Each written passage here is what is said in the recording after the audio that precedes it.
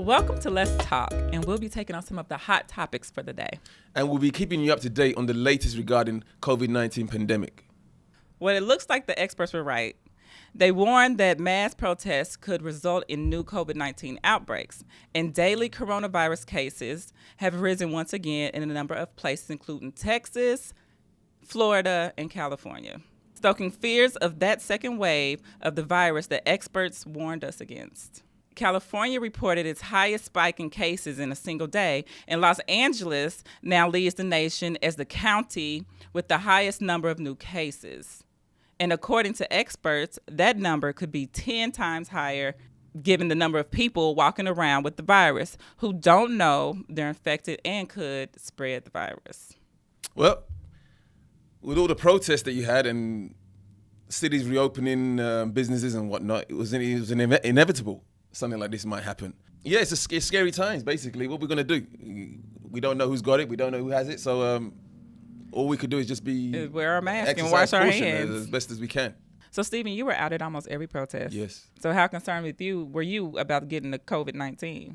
Well, of course, it was in the back of my mind. You know, I mean, you couldn't practice social distancing with a bunch of thousands of other people at a particular environment.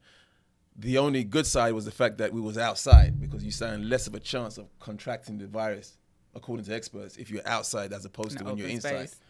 But it definitely crossed my mind, which is why I went and got tested a couple of days after I attended my last protest. Fortunately, it came back negative, so everything's good. But overall, it was a concerning thing. But I had to do what I had to do. I'm a journalist. I put myself in danger just to report the news for you guys. Thank you for your sacrifices. More than 6 months into the pandemic, this is not the time for any country to take its foot off the pedal. As people get more comfortable leaving their homes, health officials strongly advise being cautious and making the safest decisions for themselves and their families.